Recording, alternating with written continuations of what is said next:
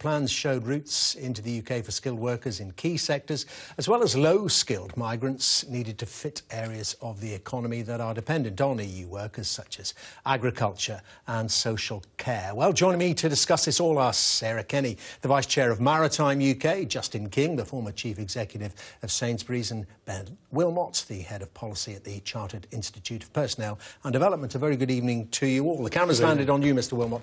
Let's start with you. I mean, give us an overview here. This, of course, is a white paper open to consultation and all that, but does it look like the bones of a workable plan? Yeah, I'd say overall it does. I think subject to significant employer consultation, that's my caveat. I mean, certainly on high-skilled, you have confirmation there's going to be no cap.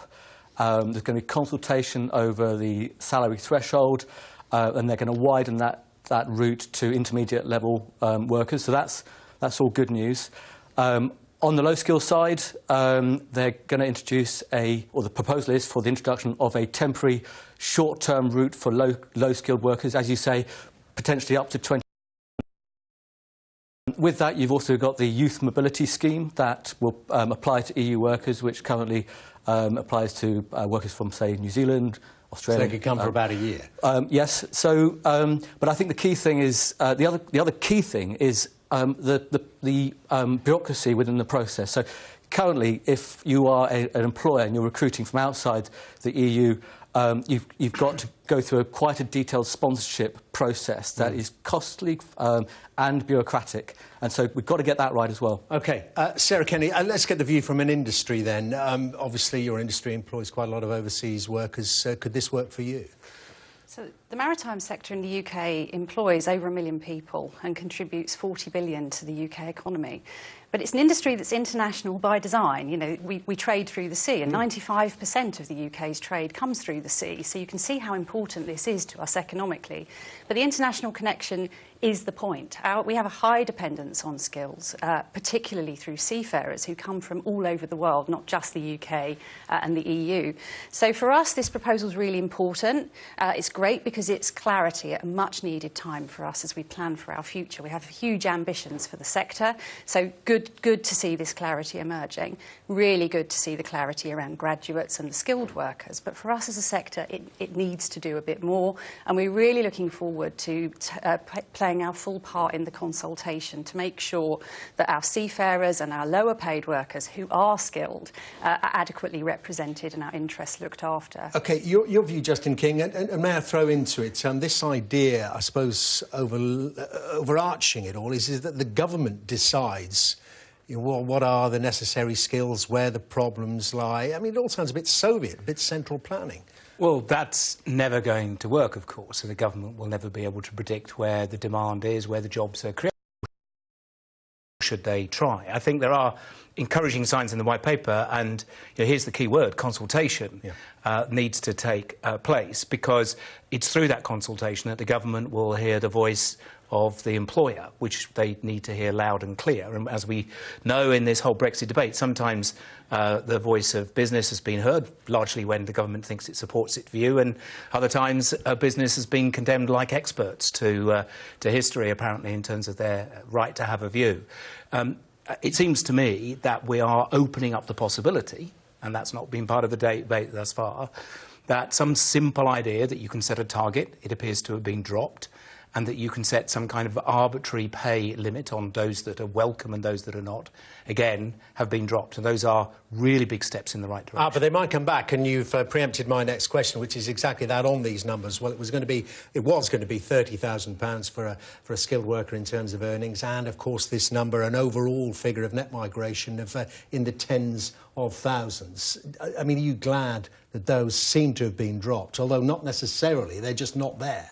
Yeah, I mean, I think our view is that the system should be based on, trying to address genuine employer skills need and need for labour in key sectors. So I think it is encouraging that they're not there. I think, we know that the number one reason that employers say that they recruit EU migrants is because they can't recruit UK-born workers into low-skilled roles.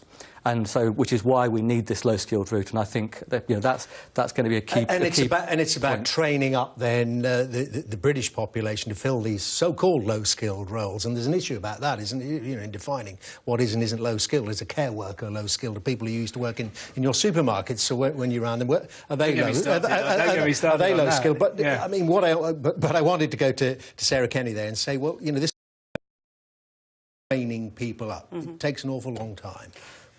Yes, it does, in many sectors. And it takes investment. And it takes considerable investment. And certainly as a sector, the maritime sector has rejuvenated investment in apprenticeships, it's rejuvenated investment in graduate schemes, and in many workplace training schemes.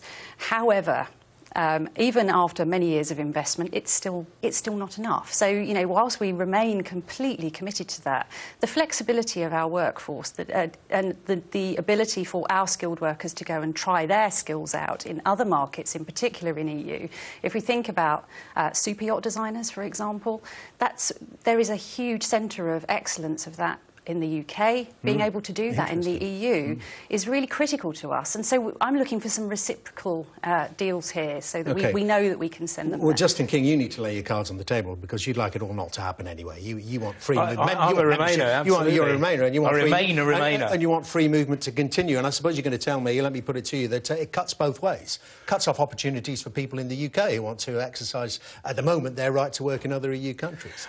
Completely. And, of course, that's true of Brexit more widely. We heard only last week it's going to cost us money to travel to Europe. So, yes, this does cut both ways. But, look, our economy has been this incredible job creation engine inside the European Union. There are more people employed in the UK today than ever have been, more people born in the UK, employed in the UK, than there ever have been. This idea that migrants are coming over and stealing jobs is a nonsense. We create hundreds of thousands of jobs a year, and the reason people come here is to work, and because our economy has created jobs. The surest way to have little net migration is to have an economy that's not creating any jobs. People will stop coming for sure then. I don't think that's a good economic policy. I want to ask a quick last question because I said some of it might not happen, obviously, if Justin King gets his way, but also if there's has come down immediately. I mean, how prepared is the economy, in your view, for no deal? Well, certainly in terms of employers' readiness around the workforce, we know that about a fifth of employers say that they have contingency plans in place. So I'd say not nearly as prepared as they should be. So I think the key areas you need to look at are, you know, how do they broaden how they recruit, how they invest in the training and development of their workforce, and then how do they retain and ensure they keep their existing workers. Sarah Kenny, your industry be right in the teeth of the gale if there was no deal? Yes, I mean, we want a deal. We want a deal that works. We're in a war for talent, so particularly on this skills argument, we want to attract and retain and develop the best available talent because we're competing on a world stage. So we want a deal, and we want to do everything we can to get a deal. And on the basis of consultation with industry as a path to get there, I'm completely supportive, and we will do our bit. Justin King, just last thought. I mean, no deal. Do you think this is posturing? No deal's not going to happen, and there is no remotely consensus for it in Parliament. There isn't in the country either. It's being presented as an alternative to try and get people over the line of so-called Theresa May's deal. It's a false choice. There are other choices than no deal and Theresa May, and there are no circumstances where our Parliament is going to agree to allow no deal to happen. Okay. None. It's inconceivable we might be talking to you in April then. Very good to talk to you. Justin King, Sarah Kenny, Ben Wilmot, thank you all very much indeed. Thank you. Well, let's